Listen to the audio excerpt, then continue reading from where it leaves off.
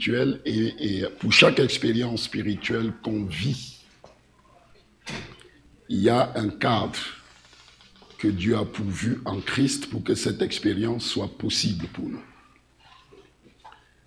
Parce que nous avons affaire à un Dieu saint. Saint dans le sens où il est séparé de la création. Il est à part.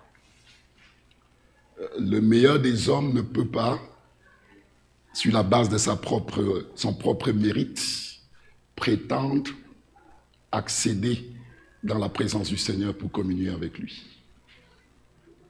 Si c'est possible, c'est parce que Dieu a pris l'initiative de nous imputer la justice de son Fils, comme si elle était la nôtre.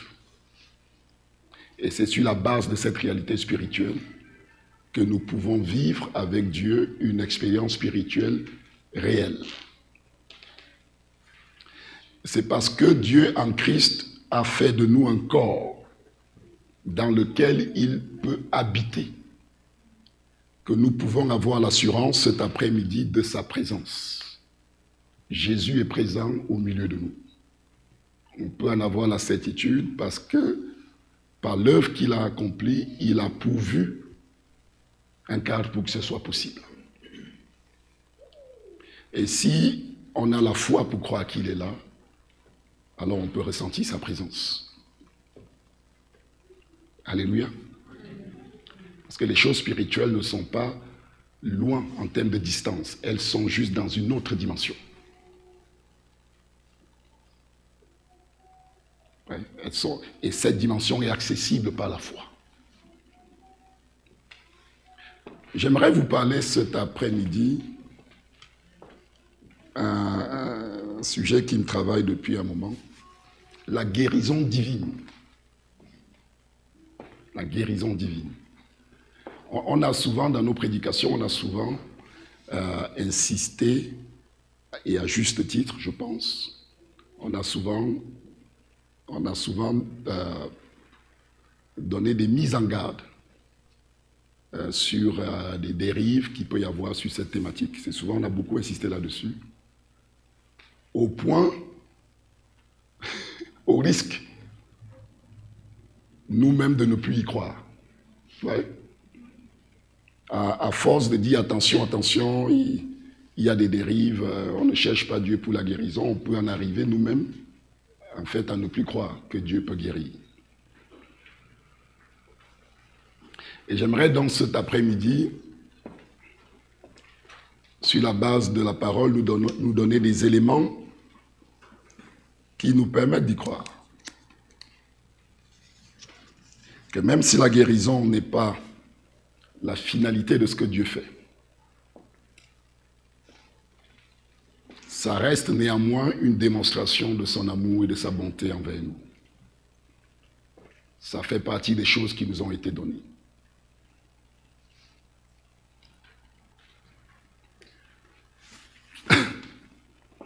Le problème avec les bénédictions du Seigneur, c'est si vous enlevez le trône, si le trône n'est pas placé au centre des bénédictions de Dieu. Ce que j'entends par le trône, c'est le fait que Dieu a une volonté qui nous engage à l'obéissance. Et c'est ça qui donne la ligne directrice à la marche du chrétien. Nous vivons pour obéir à sa parole et accomplir sa volonté. C'est ça qui fixe le cap. Et la guérison vient comme une bénédiction, une ressource que Dieu met à notre disposition, et non pas une finalité.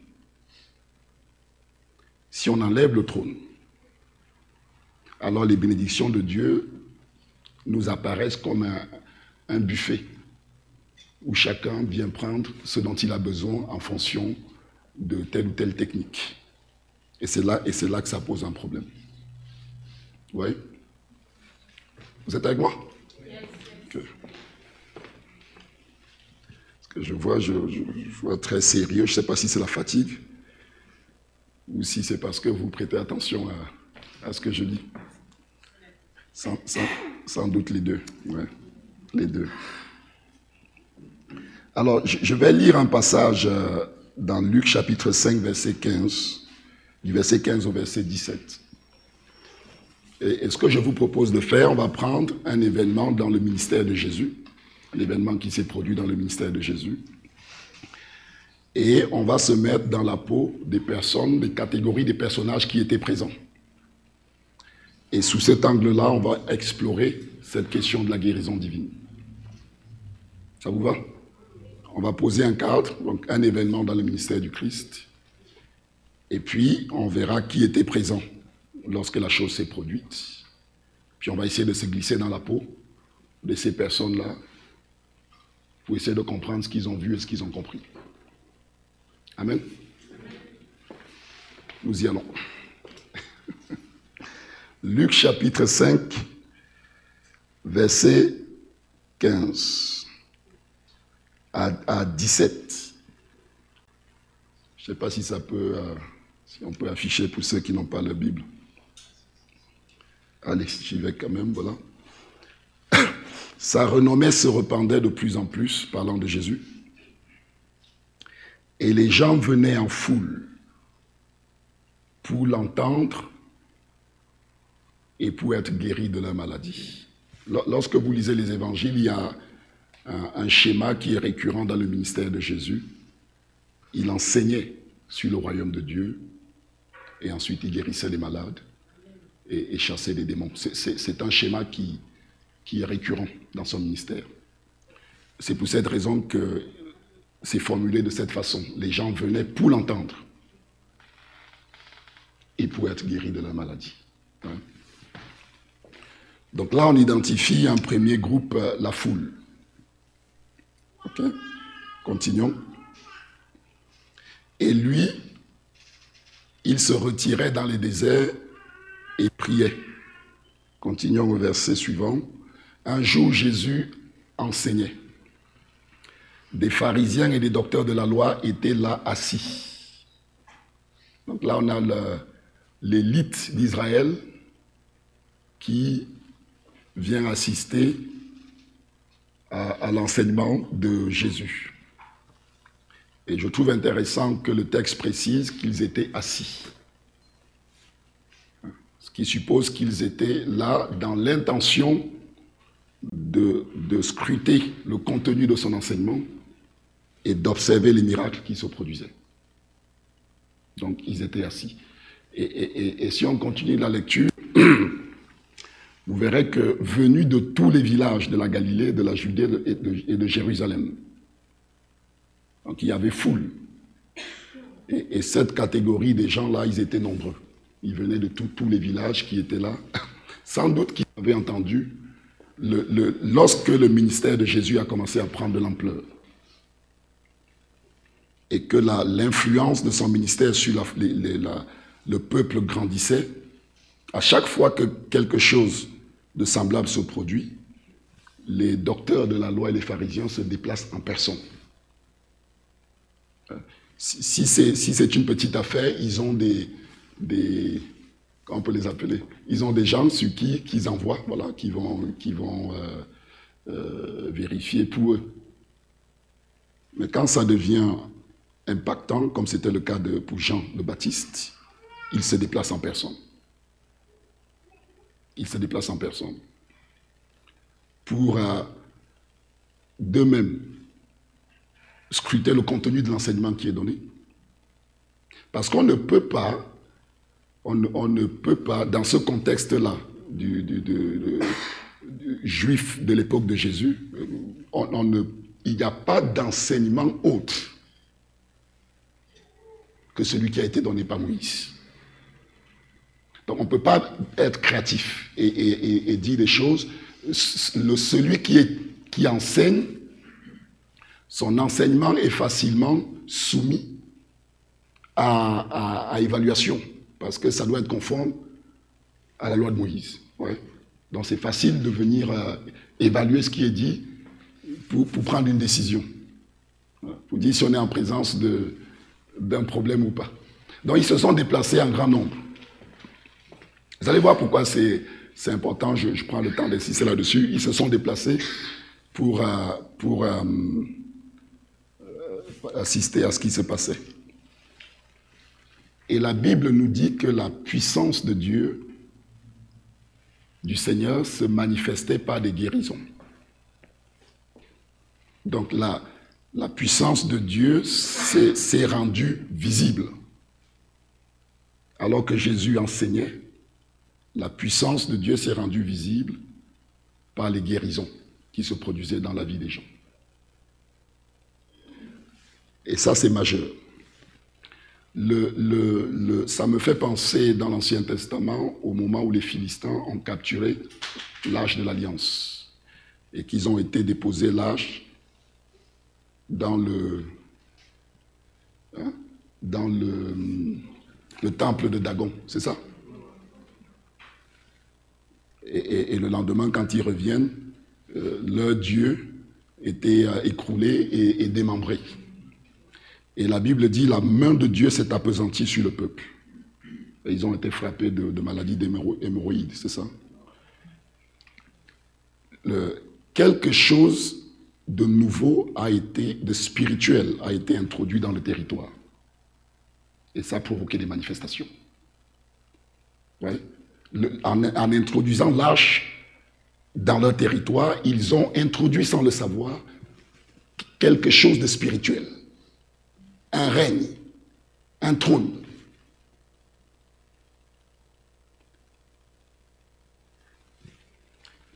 Et c'est la manifestation visible qu'ils ont constatée, qui leur ont permis de comprendre que quelque chose s'était produit. Oui. Donc quand Jésus, quand il est dit dans ce texte, en présence de tout ce monde, la foule, qui avait entendu parler des miracles et qui venait d'écouter,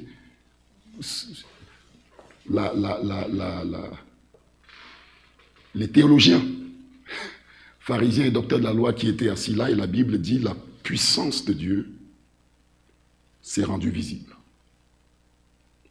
Et ce n'est pas qu'un ou deux miracles. Je ne sais pas si vous imaginez, on était en mission au Burkina récemment et on a eu à prier pour des jeunes, ils étaient une centaine, on s'est partagé en 3 ou 4 groupes, ça nous a pris 1h30. Imaginez un peu ce que ça pouvait être pendant le ministère de Jésus. C'est des milliers de personnes qui devaient être guéries. Donc il se passait quelque chose de majeur du point de vue spirituel. Ok? Donc, de toute évidence, quand on lit Jean chapitre 3, lorsque Nicodème vient voir Jésus, Nicodème lui dit, nous savons, nous, ce qui suppose qu'ils ont pris le temps de discuter entre eux des choses qu'ils avaient vues. N'oubliez pas que ces gens étaient des gens qui se sont consacrés à la formation pour connaître la parole de Dieu et servir le Seigneur. C'était leur vocation.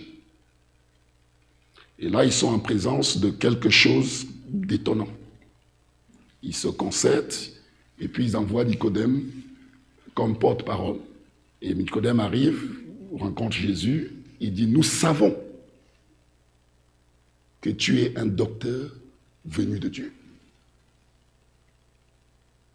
Ils reconnaissent que son enseignement est juste.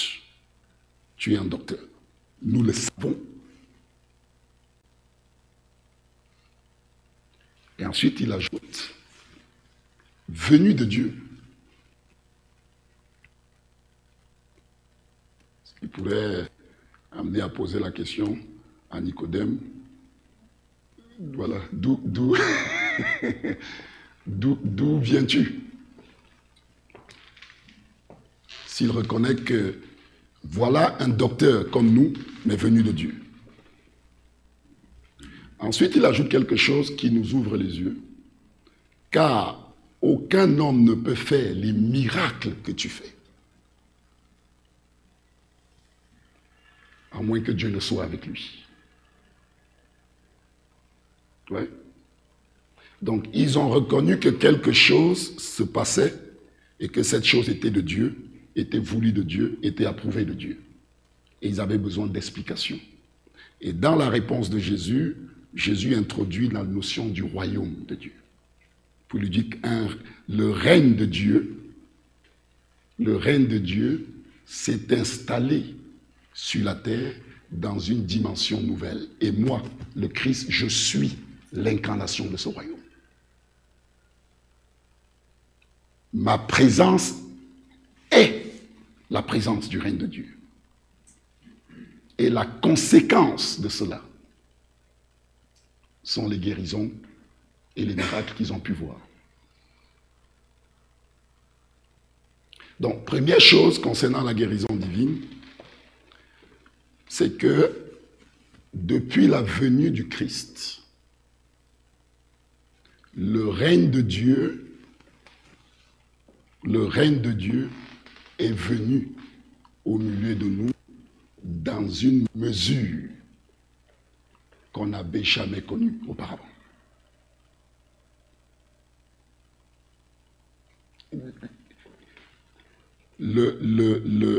Alors qu'on est là tous dans cette pièce, si on avait la possibilité de voir le monde spirituel, ce que la Bible nous dit, c'est qu'un royaume s'est installé ici qui a une puissance et une autorité supérieure.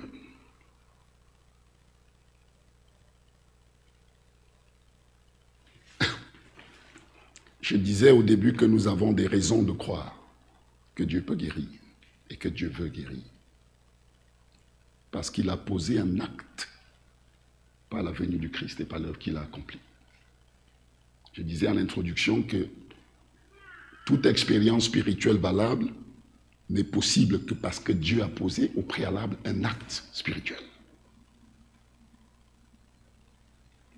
Amen.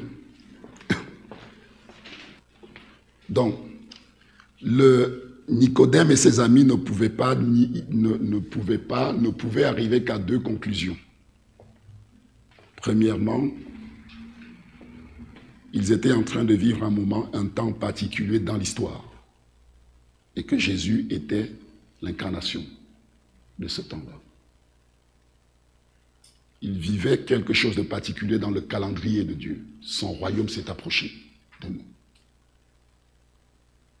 Ça, c'était indéniable, puisqu'ils ont reconnu qu'il venait de Dieu, que son enseignement était valide et que les miracles qu'il opérait étaient l'attestation de Dieu sur son ministère. Donc, ils étaient conscients que quelque chose de particulier avait changé. Deuxième chose qu'ils ne pouvaient pas nier.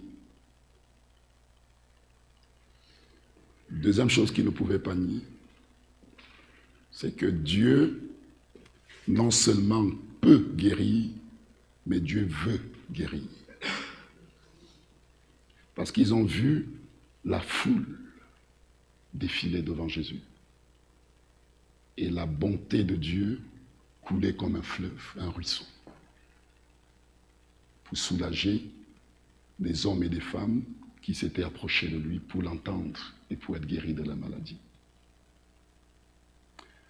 Ne laissons pas notre théologie enlever à Dieu ce que le Christ nous a révélé.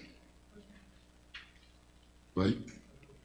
Parce que le piège, il est là. Parce qu'à force, on se construit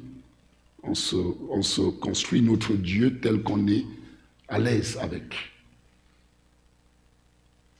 Comme les docteurs de la loi ont pu faire. Oui. Et ceux qui étaient sincères parmi ce groupe, forcément ont dû se dire, on a privé le peuple de Dieu de quelque chose. On a réduit Dieu à quelque chose qui ne correspond pas à sa réalité. Oui. Ça, c'est on va laisser ce groupe. Mais deux choses. La venue du Christ et la venue du royaume. La venue du royaume a des impacts et des conséquences spirituelles. C'est indiscutable, c'est inévitable. On ne peut pas l'ignorer. On ne doit pas l'ignorer. On ne doit pas l'ignorer. Et deuxième chose, Dieu ne guérit pas uniquement pour attester de la véracité de l'évangile, il guérit parce qu'il est touché par nos infimités. Évidemment, il guérit essentiellement comme attestation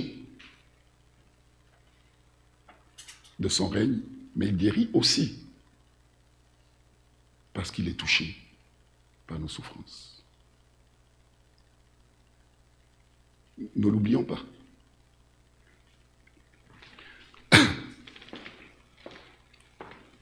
Parce que pour vivre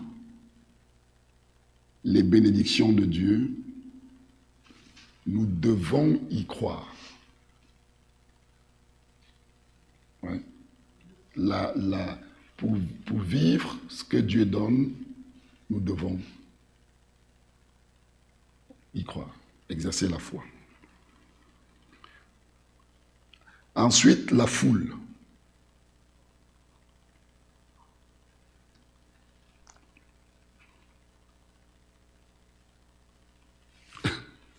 La foule, non, restons, ok, restez là. Peut-être un peu plus haut. Encore un petit peu plus haut. Sa renommée se répandait de plus en plus et les gens venaient en foule pour l'entendre et pour être guéris de leur maladie.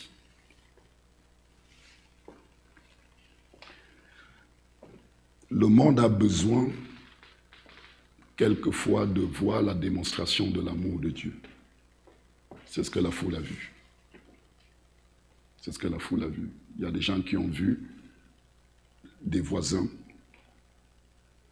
revenir avec un enfant qu'ils ont connu malade, et le voisin revient avec l'enfant guéri.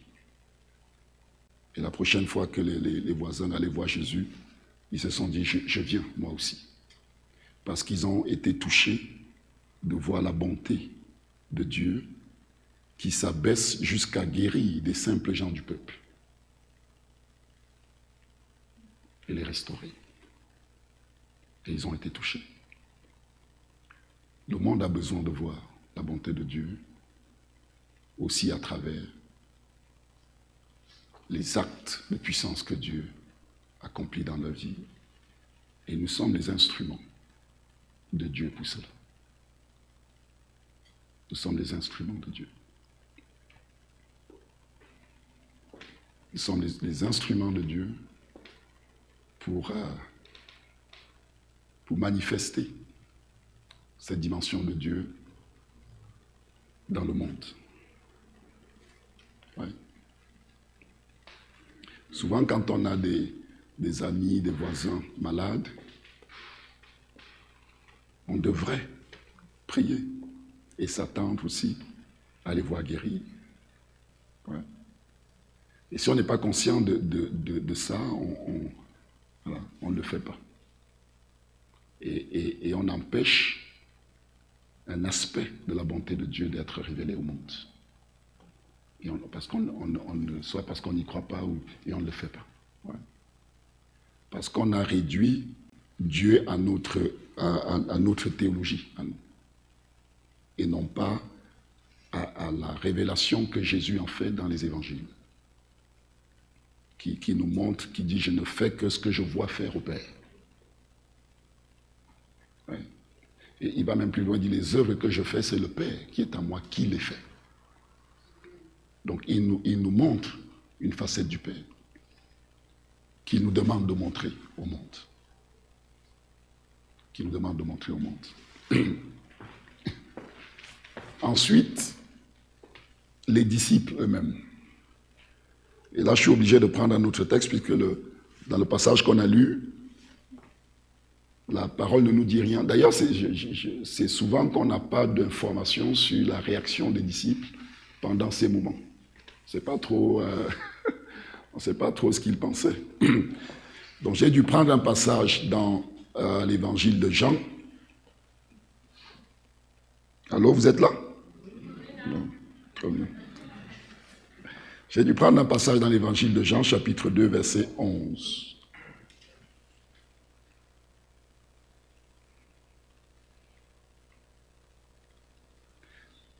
Et c'est lorsque Jésus opère son premier miracle à Cana, lorsqu'il transforme l'eau en vin.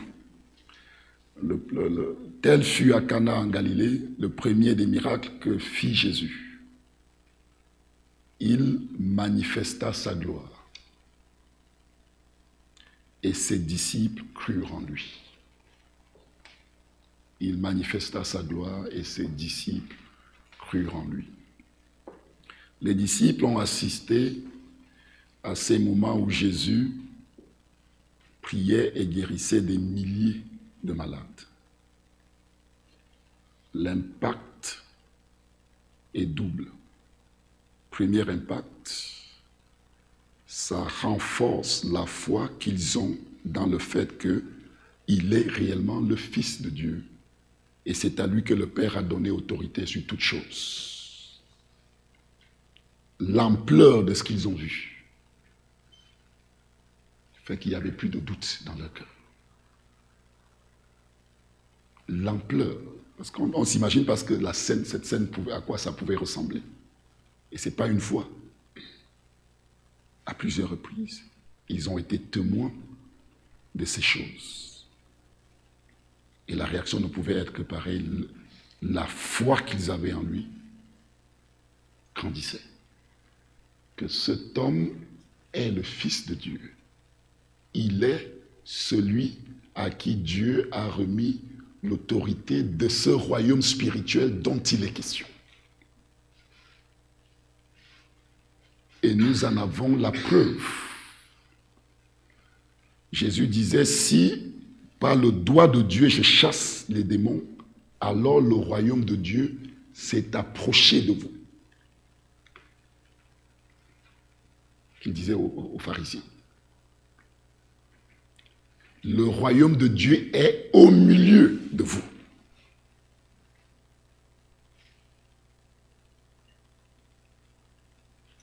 Vous voyez l'impact profond que ça a eu sur les disciples. Deuxième impact. Lorsque cet homme, qu'ils reconnaissent comme étant le Fils de Dieu, qu'ils reconnaissent comme ayant reçu autorité sur toutes choses, lorsque cet homme les envoie en son nom, ils se sentent légitimes. Parce qu'ils ont cru en lui. Ouais. Cet homme leur dit, allez par deux dans tous les villages, annoncer l'évangile, et s'il s'y trouve des malades, guérissez-les. Ils pouvaient le croire. Ils pouvaient le croire.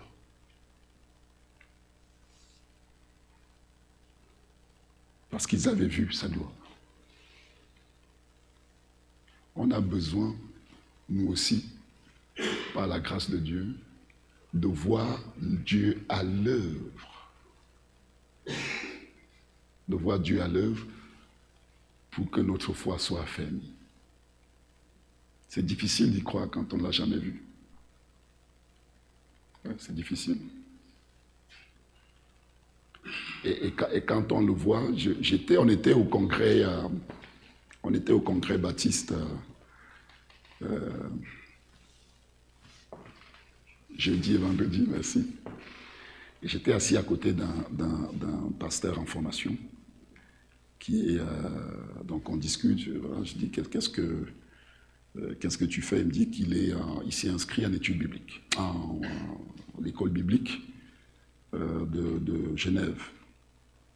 Bon, je dis c'est très bien, je dis mais comment tu as reçu cet appel? Donc il m'explique en fait qu'il est d'une famille musulmane et qu'il a été, une dame est venue dans sa maison un jour et elle a parlé de Jésus et quelque chose a traversé la pièce, est venu le percuter. Il a dit je veux, il dit madame c'est où votre église? Je veux venir. Et les parents disent c'est pas... Il dit si je veux venir. Et la dame l'invite et il vient pour la première fois, il s'assoit dans la salle de culte, et il écoute, puis finalement il n'est pas impressionné par ce qu'il entend. Donc à la fin du culte, il dit je vais vite me lever avant qu'il vienne me poser des questions. Donc, il essaye de se lever, il n'y arrive pas. Il essaye de nouveau et il ne peut pas se lever. Et tout à coup, une présence vient le remplir et il se met à pleurer. Et la paix remplit son cœur. Et tout à coup, il dit, je le veux, c'est Jésus. Ouais. Et il rentre chez lui et sa petite sœur aînée, sourde d'une oreille. Il dit, tu sais quoi, je vais prier, c'est ce que je les ai vus faire à l'église. Et la petite sœur dit, ok, si tu veux. Il la touche, il dit, Seigneur, guéris-la. Et tout à coup, bam! Elle dit, mais qu'est-ce que tu as fait? Qu'est-ce que tu as fait? Et le Seigneur l'a guérie. Ouais. Et ensuite, le Seigneur guérit sa femme. Ensuite, le Seigneur guérit sa maman.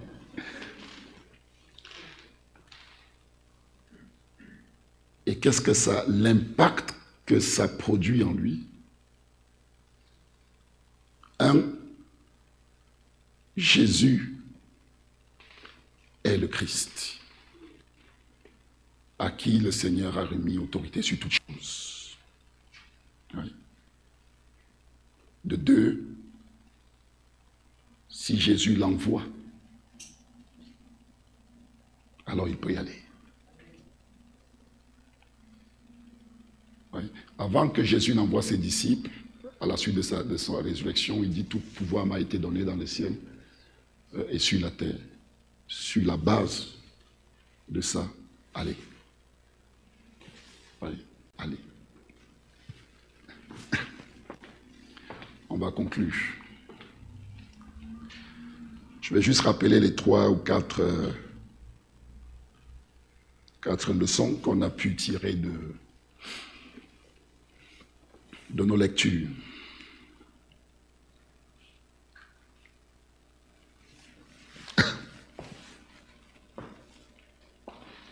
On a eu des moments où, je pense que c'est arrivé à beaucoup, hein, ceux qui se sont engagés un jour sur ce chemin-là, on a eu des moments où on a cru en la guérison en priant pour des frères et pour des sœurs, et où il ne s'est rien produit.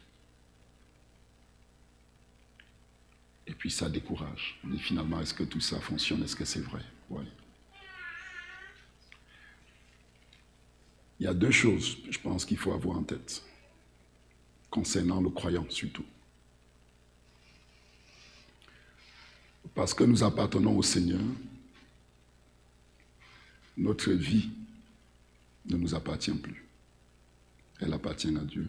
Notre vie devient dans la main de Dieu aussi un instrument pour sa gloire. Ce qui signifie que ce qu'on appelle victoire pour le chrétien change de signification. Une non-guérison pour le chrétien n'est pas nécessairement un échec. Parce que sa vie et l'action de Dieu dans sa vie à travers sa vie n'est plus centrée sur sa personne, mais sur l'œuvre de Dieu. Ouais. C'est comme ça qu'on peut comprendre quelqu'un comme Étienne. C'est Étienne? Je confonds souvent, je dis Steven. Il est où Steven? Qu'on peut comprendre comme quelqu'un comme Étienne qui se fait lapider alors même qu'il a une vision à yeux ouverts du Christ glorifié dans le ciel. Et Jésus ne le sauve pas de la lapidation. Parce que sa vie a pris un sens différent. Ouais. Donc la guérison divine n'est pas une finalité. Mais pourtant, ça fait partie des choses que Dieu nous donne. Donc il faut qu'on trouve l'équilibre. Il faut qu'on trouve l'équilibre.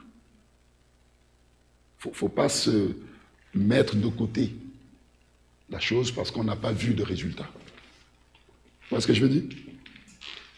Et c'est une exhortation, et c'est une exhortation que je me fais aussi à moi-même. Ouais. On peut vite, parce qu'on n'a pas vu les choses se produire, on abandonne, on dit finalement c'est pas... Mais là on vient de voir qu'on a des raisons d'y croire, des raisons solides d'y croire. Que le Seigneur va nous aider. Alléluia. Je vous invite à vous lever si vous voulez bien.